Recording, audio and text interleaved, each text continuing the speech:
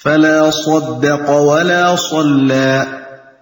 ولكن كذب وتولى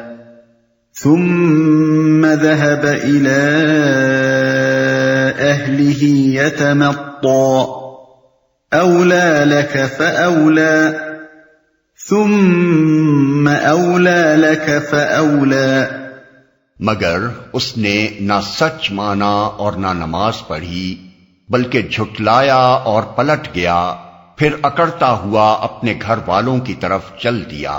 یہ روش تیرے ہی لیے سزاوار ہے اور تجھی کو زیب دیتی ہے. ہاں، یہ روش تیرے ہی لیے سزاوار ہے اور تجھی کو زیب دیتی ہے. چل دیا مطلب یہ ہے کہ جو شخص آخرت کو ماننے کے لیے تیار نہ تھا، اس نے وہ سب کچھ سنا جو اوپر کی آیات میں بیان کیا گیا ہے، مگر پھر بھی وہ اپنے انکار ہی پر اڑا رہا اور یہ آیات سننے کے بعد اکڑتا ہوا اپنے گھر کی طرف چل دیا. مجاہد، قتادہ اور ابن زید کہتے ہیں کہ یہ شخص ابو جہل تھا. آیت کے الفاظ سے بھی یہی ظاہر ہوتا ہے کہ وہ کوئی ایک شخص تھا جس نے سورہ قیامہ کی مذکورہ بالا آیات سننے کے بعد یہ طرز عمل اختیار کیا. اس آیت کے یہ الفاظ کہ اس نے نہ سچ مانا اور نہ نماز پڑھی خاص طور پر توجہ کے مستحق ہیں. ان سے صاف معلوم ہوتا ہے کہ اللہ اور اس کے رسول اور اس کی کتاب کی صداقت تسلیم کرنے کا اولین اور لازمی تقاضا یہ ہے کہ آدمی نماز پڑھے. شریعت الہی کے دوسرے احکام کی تعمیل کی نوبت تو بعد ہی میں آتی ہے، لیکن ایمان کے اقرار کے بعد کچھ زیادہ مدت نہیں گزرتی کہ نماز کا وقت آ جاتا ہے، اور اسی وقت یہ معلوم ہو جاتا ہے کہ آدمی نے زبان سے جس چیز کے ماننے کا اقرار کیا ہے وہ واقعی اس کے دل کی آواز ہے یا محض ایک ہوا ہے جو اس نے چند الفاظ کی شکل میں منہ سے نکال دی ہے. زیب دیتی ہے.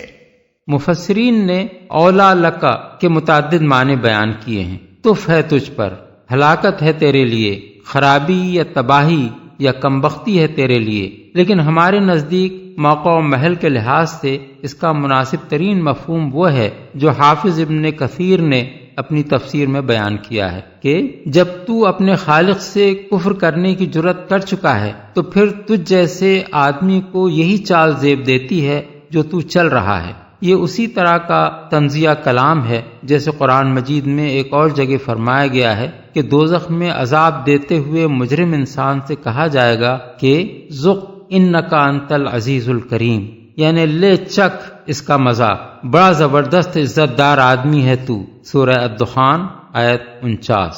أَيَحْسَبُ الْإِنسَانُ أَن يُتْرَكَ سُدًى أَلَمْ يَكُ نُطْفَةً مِّن مَّنِيٍّ يُمْنَىٰ ثُمَّ كَانَ عَلَقَةً فَخَلَقَ فَسَوَّىٰ فَجَعَلَ مِنْهُ الزَّوْجَيْنِ الذَّكَرَ وَالْأُنثَىٰ أَلَيْسَ ذَلِكَ بِقَادِرٍ عَلَىٰ أَن يُحْيِيَ الْمَوْتَىٰ. کیا انسان نے یہ سمجھ رکھا ہے کہ وہ یوں ہی مہمل چھوڑ دیا جائے گا؟ کیا وہ ایک حقیر پانی کا نطفہ نہ تھا جو رحم مادر میں ٹپکایا جاتا ہے، پھر وہ ایک لوتھڑا بنا، پھر اللہ نے اس کا جسم بنایا اور اس کے اعضاء درست کیے، پھر اس سے مرد اور عورت کی 2 قسمیں بنائیں. کیا وہ اس پر قادر نہیں ہے کہ مرنے والوں کو پھر سے زندہ کر دے؟ کیا انسان نے اب کلام کو ختم کرتے ہوئے اسی مضمون کا اعادہ کیا جا رہا ہے جس سے کلام کا آغاز کیا گیا تھا، یعنی زندگی بعد موت ضروری بھی ہے اور ممکن بھی. مہمل چھوڑ دیا جائے گا. عربی زبان میں ایبلن سدی اس اونٹ کے لیے بولتے ہیں جو یوں ہی چھوٹا پھر رہا ہو، جدھر چاہے چرتا پھرے، کوئی اس کی نگرانی کرنے والا نہ ہو. اسی معنی میں ہم شتر بے مہار کا لفظ بولتے ہیں. بس آیت کا مطلب یہ ہے کہ کیا انسان نے اپنے آپ کو شتر بے مہار سمجھ رکھا ہے کہ اس کے خالق نے اسے زمین میں غیر ذمہ دار بنا کر چھوڑ دیا ہو، کوئی فرض اس پر عائد نہ ہو، کوئی چیز اس کے لیے ممنوع نہ ہو، اور کوئی وقت ایسا آنے والا نہ ہو جب اس سے اس کے اعمال کی باز پرس کی جائے. یہی بات ایک دوسرے مقام پر قرآن مجید میں اس طرح بیان کی گئی ہے کہ قیامت کے روز اللہ تعالیٰ کفار سے فرمائے گا افحسبتم انما خلقناکم عبثا وانکم الینا لا ترجعون، کیا تم نے یہ سمجھ رکھا تھا کہ ہم نے تمہیں فضول ہی پیدا کیا ہے اور تمہیں کبھی ہماری طرف پلٹ کر نہیں آنا ہے؟ سورہ المومنون آیت 115۔ ان دونوں مقامات پر زندگی بعد موت کے واجب ہونے کی دلیل سوال کی شکل میں پیش کی گئی ہے۔ سوال کا مطلب یہ ہے کہ کیا واقعی تم نے اپنے آپ کو جانور سمجھ رکھا ہے؟ کیا تمہیں اپنے اور جانور میں یہ کھلا فرق نظر نہیں آتا کہ وہ بے اختیار ہے اور تم با اختیار؟ اس کے افعال میں اخلاقی حسن و قبح کا سوال پیدا نہیں ہوتا اور تمہارے افعال میں یہ سوال لازماً پیدا ہوتا ہے۔ پھر تم نے اپنے متعلق یہ کیسے سمجھ لیا کہ جس طرح جانور غیر ذمہ دار اور غیر جواب دہ ہے، اسی طرح تم بھی ہو؟ جانور کے دوبارہ زندہ کر کے نہ اٹھائے جانے کی معقول وجہ تو سمجھ میں آتی ہے کہ اس نے صرف اپنی جبلت کے لگے بندھے تقاضے پورے کیے ہیں، اپنی عقل سے کام لے کر کوئی فلسفہ تصنیف نہیں کیا، کوئی مذہب ایجاد نہیں کیا، کسی کو معبود نہیں بنایا، نہ خود کسی کا معبود بنا، کوئی کام ایسا نہیں کیا جسے نیک یا بد کہا جا سکتا ہو، کوئی اچھی یا بری سنت جاری نہیں کی جس کے اثرات نسل در نسل چلتے رہیں اور وہ ان پر کسی اجر یا سزا کا مستحق ہو، لہذا وہ اگر مر کر فنا ہو جائے تو یہ سمجھ میں آنے کے قابل بات ہے، کیونکہ اس پر اپنے کسی عمل کی ذمہ داری عائد ہی نہیں ہوتی جس کی باز پرس کے لیے اسے دوبارہ زندہ کر کے اٹھانے کی کوئی حاجت ہو۔ لیکن تم حیات بعد موت سے کیسے معاف کیے جا سکتے ہو جبکہ عین اپنی موت کے وقت تک تم ایسے اخلاقی افعال کرتے رہتے ہو جن کے نیک یا بد ہونے اور جزا یا سزا کے مستوجب ہونے کا تمہاری عقل خود حکم لگاتی ہے؟ جس آدمی نے کسی بے گناہ کو قتل کیا اور فوراً ہی اچانک کسی حادثے کا شکار ہو گیا، کیا تمہارے نزدیک اس کو نلوح اسکاٹ فری چھوٹ جانا چاہیے؟ اس ظلم کا بدلہ اسے کبھی نہ ملنا چاہیے۔ جو آدمی دنیا میں کسی ایسے فساد کا بیج بو گیا جس کا خمیازہ اس کے بعد صدیوں تک انسانی نسلیں بھگتتی رہیں، کیا تمہاری عقل واقعی اس بات پر مطمئن ہے کہ اسے بھی کسی بھونگے یا ٹڈے کی طرح مر کر فنا ہو جانا چاہیے اور کبھی اٹھ کر اپنے ان کرتوتوں کی جواب دہی نہیں کرنی چاہیے جن کی بدولت ہزاروں لاکھوں انسانوں کی زندگیاں خراب ہوئیں؟ جس آدمی نے عمر بھر حق و انصاف اور خیر و صلاح کے لیے اپنی جان لڑائی ہو اور جیتے جی مصیبتیں ہی بھگتتا رہا ہو، کیا تمہارے خیال میں وہ بھی حشرات الارض ہی کی قسم کی کوئی مخلوق ہے جسے اپنے اس عمل کی جزا پانے کا کوئی حق نہیں ہے؟ پھر سے زندہ کرتے،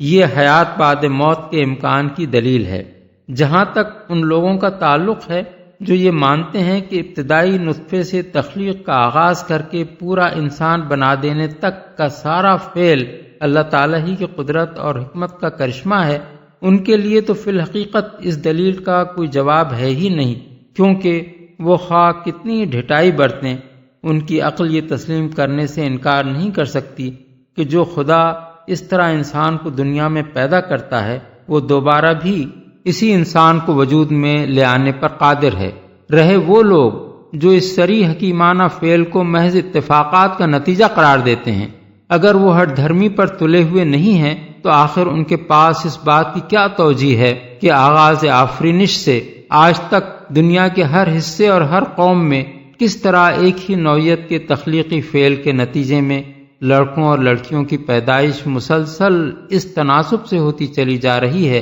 کہ کہیں کسی زمانے میں بھی ایسا نہیں ہوا کہ کسی انسانی آبادی میں صرف لڑکے یا صرف لڑکیاں ہی پیدا ہوتی چلی جائیں اور آئندہ اس کی نسل چلنے کا کوئی امکان باقی نہ رہے۔ کیا یہ بھی اتفاقاً ہی ہوئے چلا جا رہا ہے؟ اتنا بڑا دعویٰ کرنے کے لیے آدمی کو کم از کم اتنا بے شرم ہونا چاہیے کہ وہ اٹھ کر بے تکلف ایک روز یہ دعویٰ کر بیٹھے کہ لندن اور نیو یارک، ماسکو اور پیکنگ اتفاقاً آپ سے آپ بن گئے ہیں۔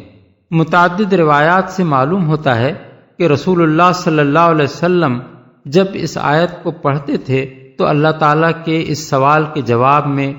کبھی بلا یعنی کیوں نہیں، کبھی سبحانک اللہم فبلا